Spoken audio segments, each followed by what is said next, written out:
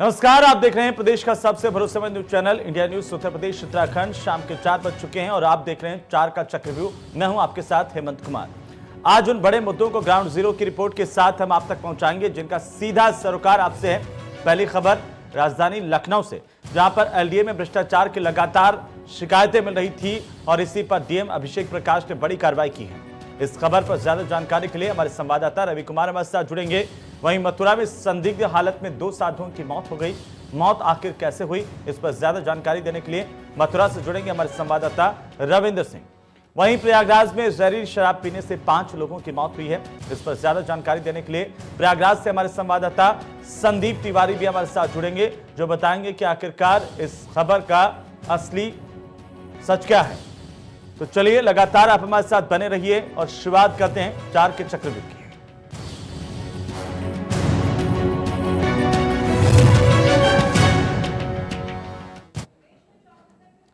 तो चलिए शुरुआत पहली बड़ी खबर के साथ। राजधानी लखनऊ से खबर कि डीएम अभिषेक प्रकाश के एलडीए पर बड़ी कार्रवाई देखने को मिली है। एलडीए के अर्जन विभाग के अधिकारियों को सस्पेंड किया गया है और एलडीए में भ्रष्टाचार की लगातार शिकायतें प्रशासन को मिल रही थी। तहसीलदार राजेश कुमार शुक्ला को सस्पेंड किया गया है। आपको बता दें कि एक अनुभाग अधिकारी और एक बाबू सस्पेंड किए गए हैं। अर्जन विभाग के कर्मचारी को जेल भेजने के निर्देश भी दिए गए हैं। कई और अधिकारियों पर भी गाज गिर सकती है। एलडीए के तीनों गेट सील करके इस वक्त कार्रवाई चल रही है। डीएम, वीसी समेत कई अधिकारी एलडीए में मौजूद हैं। एलडीए में भ्रष्टाचार की लगातार मिल रही शिकायतों के बीच ये कार्रवाई हुई है। डीएम की ओर से कार्रवाई की गई। यहां पर कार्रवाई करते हुए आपको बता दें कि डीएम अभिषेक प्रकाश ने एलडीए के अर्जन विभाग के अधिकारियों को सस्पेंड किया है, जिन पर भ्रष्टाचार के आरोप थे। अब जांच होगी, जांच के बाद तमाम परतें खुलेंगी और सच्चाई सामने आएगी। एलडीए में भ्रष्टाचार की लगातार शिकायतें मिल रही थी। तहसीलदार राजेश कुमार शुक्ला को यहां पर सस्पेंड किया गया है। साथ ही साथ हम आपको बता दें कि एक अनुभाग अधिकारी और एक बाबू को भी अर्जन विभाग के कर्मचारी को जेल भेजने के निर्देश दिए गए हैं। वहीं कई और अधिकारियों पर भी गाज गिर सकती है। तो इस तरह से एलडीए के बीच भीतर चल रहे भ्रष्टाचार का खुलासा हुआ और आखिरकार कार्रवाई भी हुई है। एलडीए के तीनों गेट सील किया गया और इसके बाद ये कार्रवाई लगातार की जा रही। डीएम और वीसी समेत कई अधिकारी एलडीए में मौजूद हैं। साथ ही साथ एलडीए के अधिकारियों और कर्मचारियों को जैसे इस कार्रवाई की भनक लगी, वहां पर हड़कंप मच गया। इससे पहले लगातार डीएम तक शिकायतें पहुंच रही थी। डीएम ने एक्शन लिया, कार्रवाई की है। आपको बता दें कि लगातार एलडीए भ्रष्टाचार के सवालों से घिरा रहा है। एलडीए में भ्रष्टाचार की शिकायतें लगातार मिलती रही हैं, लेकिन आखिरकार अब डीएम के आदेश पर एक कार्रवाई हुई है।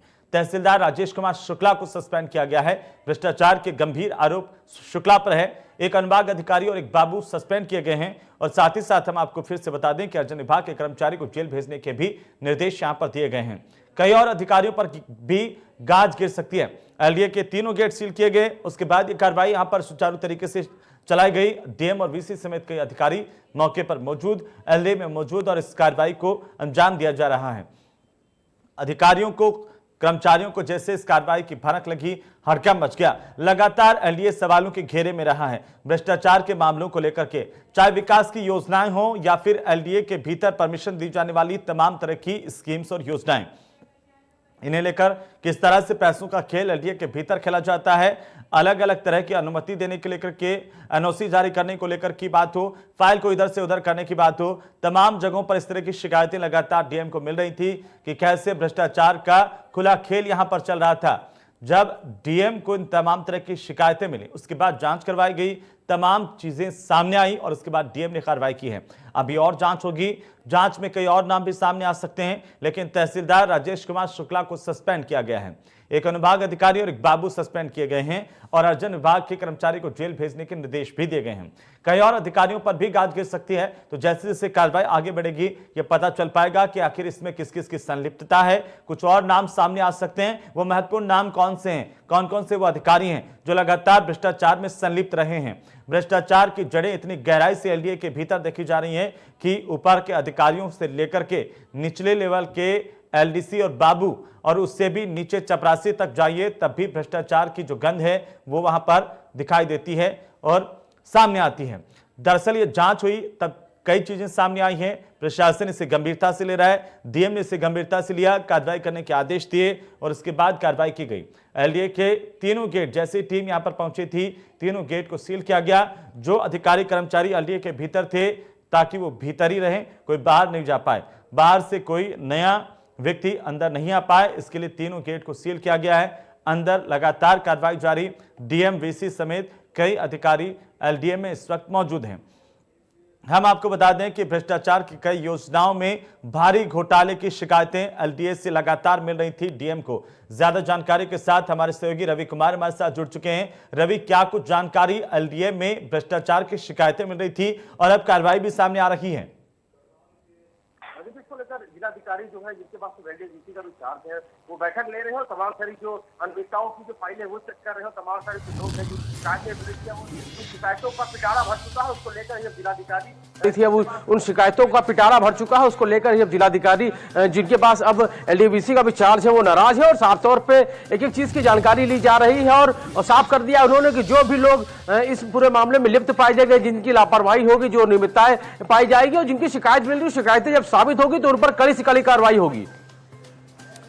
रवि, किस तरह से भ्रष्टाचार की शिकायतें लगातार मिल रही थी और किस तरह से भ्रष्टाचार का पूरा एक अड्डा बन गया है एलडीए? अगर इसे देखें तो तमाम तरह की योजनाएं, बिना रिश्वत के कोई काम नहीं होता।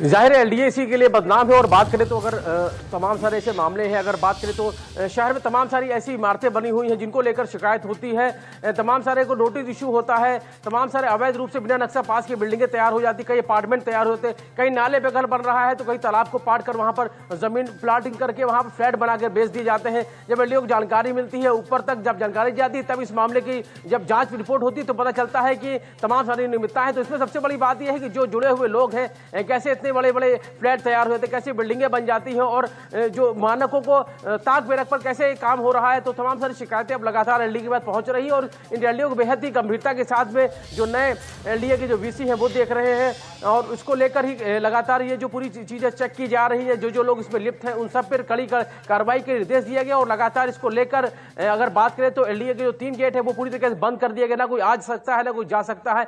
अभी पूरी जो जानकारी है वो एलडीए के जो वीसी है वो ले रहे हैं और साफ तौर पर साफ कर दिया है कि जिन जिन की शिकायतें पुख्ता रूप में सही पाई जाएंगी उन पर कड़ी से कड़ी कार्रवाई भी होगी। लेकिन रवि, कुछ नाम सामने आए हैं कि आखिरकार अधिकारियों से लेकर कर्मचारियों तक कौन से वो नाम हैं जो यहां पर लगातार भ्रष्टाचार में संलिप्त रहे हैं और उन पर अभी कार्रवाई हो रही है? देखिए कुछ बाबू ऐसे हैं जिनकी शिकायतें मिली हैं, उसके अलावा तमाम सारे और जो अधिकारी हैं उनकी शिकायतें मिली हुई हैं। कुछ शिकायतें सही पाई गई, कुछ शिकायतें गलत पाई गई, लेकिन जो शिकायतें सही पाई गई उन शिकायतों को लेकर तत्परता से जांच की जा रही है, चेक किया जा रहा है, जो सवाल जवाब किए जा रहे हैं और जो लोग इसमें लिप्त पाए जाएंगे, जिनकी जो शिकायतें वो सही पाई जाएंगी, उन पर भी कार्रवाई होगी। ऐसा जो नए एलडीए के वीसी उन्होंने साफ कर दिया है। रवि, हम ये देखते हैं कि ऊपरी तौर पर कार्रवाई तो होती है लेकिन आखिरकार हालात उसके बावजूद भी सुधरते नहीं हैं। कुछ लोग जो सस्पेंड होते हैं वो वापस बहाल हो जाते हैं या फिर जांच कहीं ना कहीं रुक जाती है। क्या इस बार ये कार्रवाई अंजाम तक पहुंचेगी? वो चेहरे बेनकाब हो पाएंगे जिन पर लगातार भ्रष्टाचार के आरोप है? आम जनता परेशान है।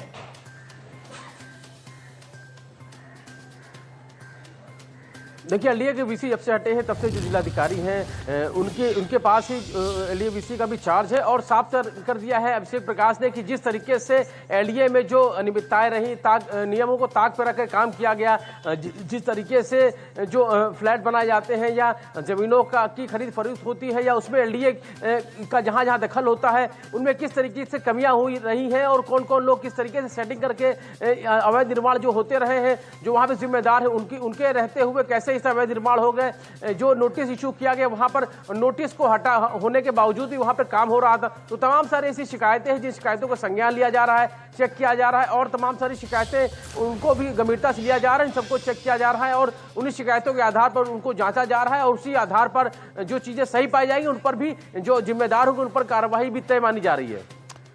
लेकिन रवि, निचले स्तर पर अमूमन पहले कार्रवाई हो जाती है, जो बड़ी मछलियां हैं भ्रष्टाचार की वो बच जाती हैं और इसी की बदौलत ये जो सिलसिला भ्रष्टाचार का वो रुकने का नाम नहीं लेता। क्या इस बार ये उम्मीद जगी है कि बड़ी मछलियां भी शिकंजे में आएंगी, उन पर भी कार्रवाई होगी, किसी को बख्शा नहीं जाएगा?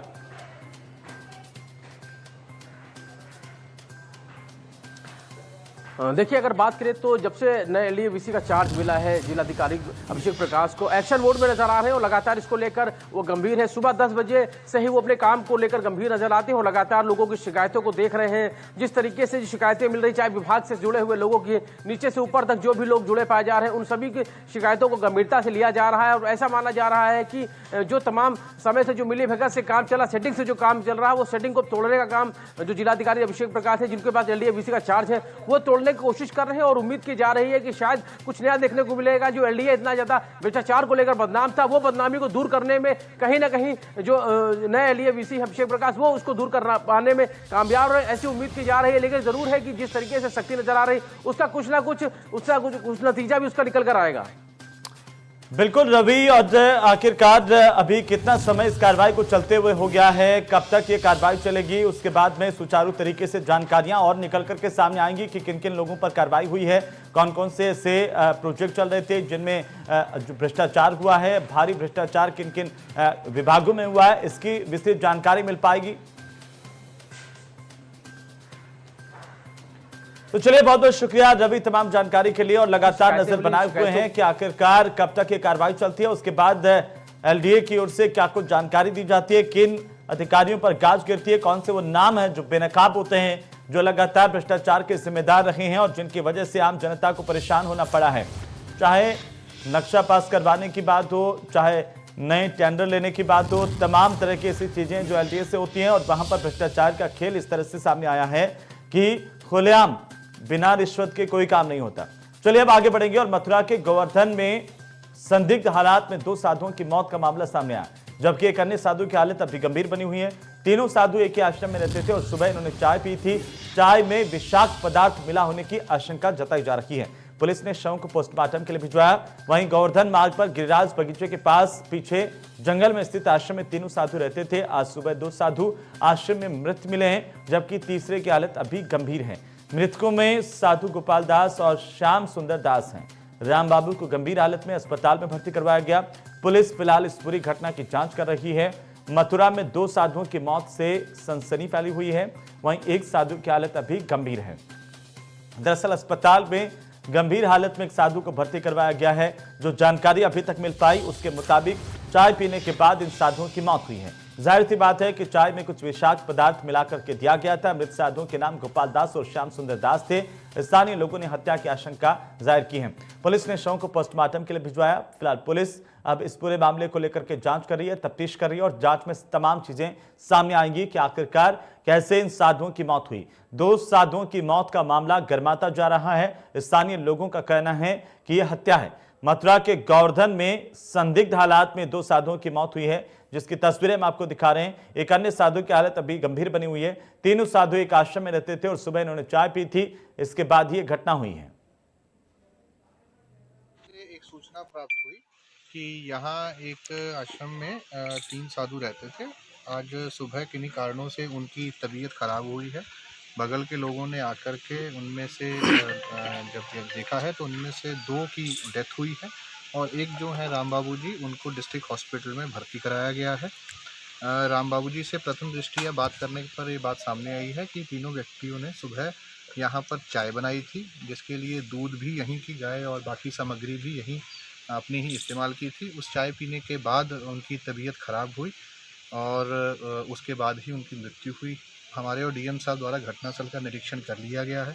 दोनों बॉडीज़ का जो पंचनामा भरने के बाद एक पैनल से और वीडियोग्राफी से पोस्टमार्टम कराया जा रहा है। घटनास्थल का पूरा निरीक्षण फॉरेंसिक टीम द्वारा किया जा रहा है। यहाँ पर जो भी ज़रूरी नमूने हैं या बाकी चीज़ें हैं, उनके सैंपल्स और सीन ऑफ क्राइम की जो है उसकी वीडियोग्राफी वगैरह सब कराई जाएगी। तो साधुओं की इस मौत के मामले को लेकर के कई सवाल हैं कि आखिरकार कैसे इन साधुओं की मौत हुई है। एक आश्रम में 3 साधु रहते थे, उनमें से 2 साधुओं की मौत हो गई, एक गंभीर हालत में है। इन्हें अस्पताल में भर्ती करवाया गया, जहां पर उनका इलाज शुरू किया गया है।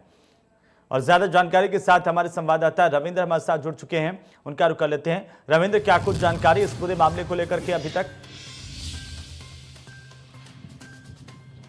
जी बिल्कुल, मैं आपको बता दूं, जिस तरह से लगातार मथुरा में क्राइम का ग्राफ जो है वो बढ़ता जा रहा है, उससे कहीं ना कहीं लगता है कि जिस तरह से जो यहाँ घटना को अंजाम दिया गया है उसमें कुछ ना कुछ साजिश जरूर होगी।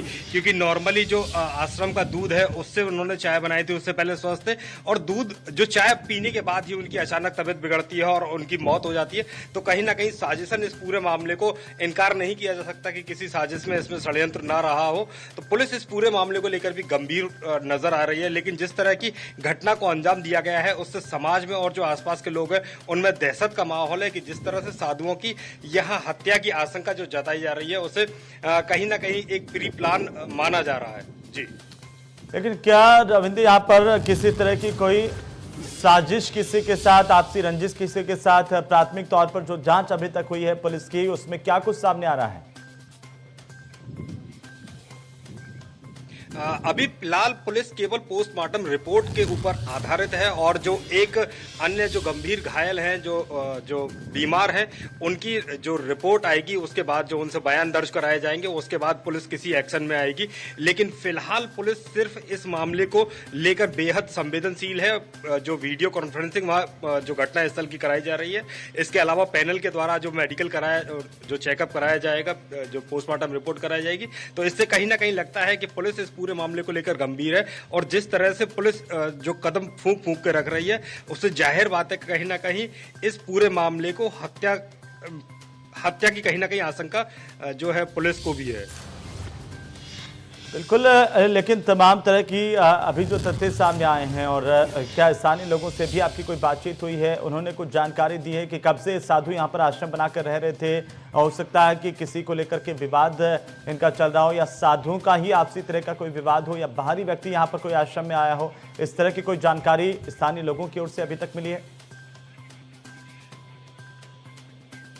जी बिल्कुल, ये जो साधु हैं ये पिछले लंबे समय से यहाँ रह रहे थे, और किसी भी तरह का इनका किसी भी स्थानीय या बाहरी लोग से कोई विवाद नहीं था। कहीं ना कहीं अगर इस पूरे मामले को देखा जाए तो जमीन, जो गोवर्धन का इलाका है उसमें जमीन के जो भूमाफिया हैं वो काफ़ी इन्वॉल्व रहते हैं। तो एक आशंका जो वहाँ के स्थानीय लोग हैं इस तरह से भी लगा सकते हैं, क्योंकि जो 3 साधु वहाँ रहते हैं उनकी इस तरह का अगर हत्या का प्रयास किया गया है, तो कहीं ना कहीं ये जो आश्रम है उसे घेरना या कब्जे करने का जो लोगों का कहना है, वो इस तरह का जो सामने प्रकाश में आ रहा है। बिल्कुल, चलिए, बहुत बहुत शुक्रिया तमाम जानकारी के लिए। और जैसे जैसे जांच आगे बढ़ेगी उसके बाद तमाम चीजें साफ होती जाएंगी कि आखिरकार ये पूरा मामला, जिसका जिम्मेदार कौन है, कैसे इन साधुओं की हत्या की गई, और या फिर ये हत्या है या कोई हादसा है, इस पर से भी पर्दा उठना अभी बाकी है। तो हमने आपको दिखाया कि कैसे 3 साधु, जो जिनमें से 2 साधुओं की मौत हुई है, अब इस पूरे मामले को लेकर के पुलिस जांच कर रही है। चलिए आगे बढ़ेंगे। लखनऊ में जहरीली शराब पीने से मौत का मामला थमा भी नहीं था कि प्रयागराज के फूलपुर में सरकारी देसी शराब के ठेके की शराब पीने से 5 लोगों की मौत हो गई। इसके अलावा 13 लोगों को हालत गंभीर अभी बनी हुई है। सभी को स्वरूप रानी नेहरू चिकित्सालय प्रयागराज में भर्ती करवाया गया। घटना की गंभीरता को देखते हुए मौके पर प्रयागराज के डीएम, एसएसपी और आबकारी विभाग के अधिकारी पहुंच करके जांच कर रहे हैं। माना जा रहा है कि शराब जहरीली थी।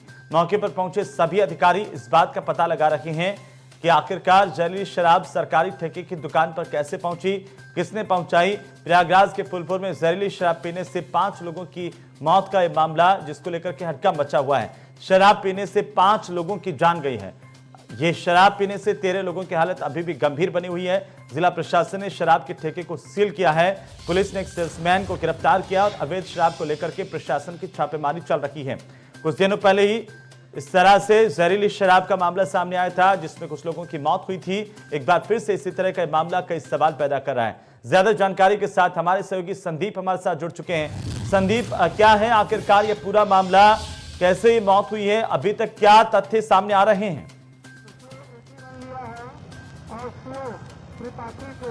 देखिए, इन लोगों ने परसों वहां से शराब खरीद कर पी थी, जिसके बाद कल शाम से अचानक लोगों के मरने का सिलसिला शुरू हो गया। 4 लोग वहीं गांव में ही उन लोगों की मौत हो गई थी। बाकी 4 लोगों की हालत गंभीर थी, जिनको अस्पताल में भर्ती कराया गया था, जिसमें से इलाज के दौरान एक और व्यक्ति की मौत हो गई थी। कुल 5 लोग जो है वो कल उनकी मौत रात में हो चुकी थी। आज एक मौत होने के साथ ये मौत का जो सिलसिला है वो 6 पे पहुंच गया है और करीब 1 दर्जन लोग ऐसे हैं जिनका इलाज अलग अलग पीएचसीज और जिला चिकित्सालय में हो रहा है। प्रशासन की माने तो उनका ये कहना है कि जांच की जा रही है और जल्द ही जो भी इस तरीके के अवैध शराब व्यवसायी हैं उसके जिसके सेल्समैन को गिरफ्तार किया गया उससे पूछताछ की गई। जबकि अगर हम ग्रामीणों की माने, उस क्षेत्र के लोगों की माने, तो उन लोगों ने बताया कि इस तरीके का ये अवैध शराब का धंधा पहले से करता रहा है, जिसके बारे में कई बार जिला प्रशासन को और वहां के स्थानीय प्रशासन को सूचित किया गया था, लेकिन उनके द्वारा किसी प्रकार की कोई कार्रवाई नहीं की गई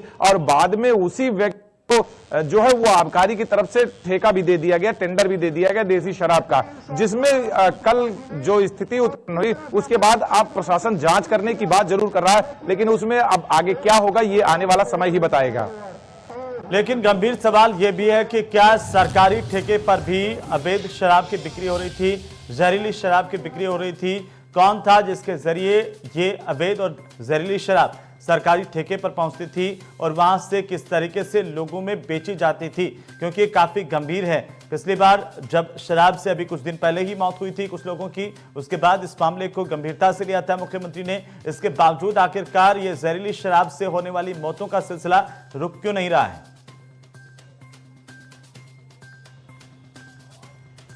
देखिए, वैसे अमूमन ये माना जाता है कि जो सरकारी ठेके होते हैं उस पे इस तरीके की कोई बाहरी या अवैध या जहरीली शराब बेचे जाने की या मिलने की कोई संभावना ना के बराबर होती है। लेकिन होता क्या है कि कभी कभी ये जो ठेकेदार होते हैं जिनका ये ठेका होता है वो ज्यादा पैसा कमाने के चक्कर में बाहर से नकली शराब बना जो है उसको अपने यहां से बेचने की कोशिश करते हैं, जिसमें इस तरीके की जहरीली शराब आ जाती है और जो लोगों की जान के लिए खतरा हो जाती है। बिल्कुल आपने कहा कि जिस तरीके से मुख्यमंत्री जी ने संज्ञान लेते हुए इस पे कड़ा रुख अपनाया था, लेकिन अब जो ये सामने एक घटना आई है जिसमें 6 लोग अब तक मर चुके हैं और करीब 1 दर्जन लोग अभी भी जो है वो जिंदगी और मौत से लड़ रहे हैं, उसको देखते हुए यही लग रहा है कि शायद मुख्यमंत्री जी की तरफ से सख्ती जरूर बरती गई है, लेकिन जो चाहे वो आबकारी के अधिकारी हो, चाहे वो ठेकेदार हो जो शराब बेच रहा है, या फिर जिला प्रशासन हो और वहां का स्थानीय प्रशासन हो, उनके शायद इस बात का कोई फर्क नहीं पड़ा है और इस तरीके का जो अवैध धंधा है वो बकायदा फल फूल रहा है और लोगों की जिंदगी के साथ खिलवाड़ किया जा रहा है। इन संदीप, अभी तक क्या कुछ कार्रवाई पुलिस की ओर से की गई है? क्योंकि यह महत्वपूर्ण हो जाता है कि सरकारी शराब की दुकान से खरीदी गई शराब अगर जहरीली निकलती है और उसमें कहीं ना कहीं इस बात की आशंका होती है कि यहाँ पर अवैध शराब की बिक्री की जा रही है सरकारी ठेके के माध्यम से, तो ये और भी ज्यादा गंभीर है। सवाल आबकारी विभाग पर भी खड़े होते हैं, सवाल स्थानीय पुलिस पर भी, प्रशासन पर भी खड़े होते हैं। अब चूंकि इस ठेके से अवैध शराब की बिक्री सामने आई है, क्या कुछ कार्रवाई अभी तक हुई है?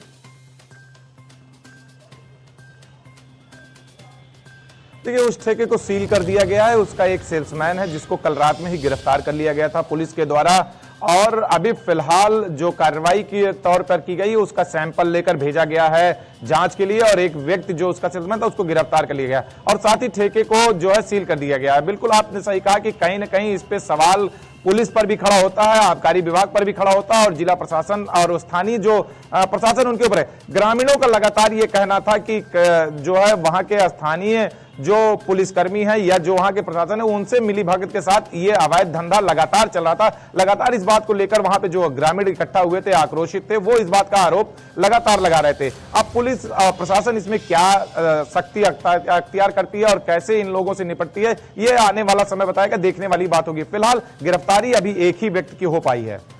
बिल्कुल, साथ ही साथ उन तमाम जो बीमार लोगों की हम बात करें जो अभी भी बेहोश है या फिर बीमारी से जूझ रहे हैं इस जहरीली शराब पीने के नाते, उनकी तबीयत को लेकर के कोई जानकारी इस वक्त?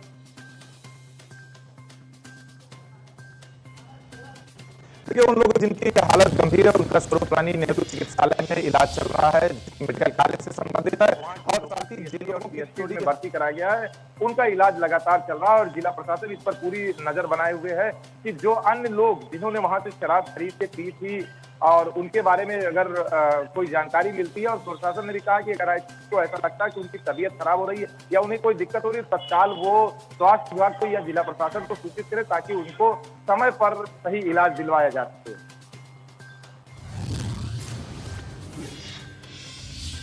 चलिए, बहुत बहुत शुक्रिया हमारे साथ जुड़ने के लिए। तमाम जानकारी के लिए। 5 लोगों की मौत जहरीली शराब की वजह से हुई है और लगातार सवाल इस बात को लेकर के बरकरार है कि आखिरकार कब शराब माफिया पर कार्रवाई होगी जिससे आगे इस तरह की घटनाएं घटित नहीं हो, और साथ ही साथ सवाल इस बात को लेकर के भी कि जो जिम्मेदार थे उन पर कार्रवाई कब होगी। इसी के साथ इस बुलेटिन में फिलहाल इतना ही। आप देखते रहिए इंडिया न्यूज। नमस्कार।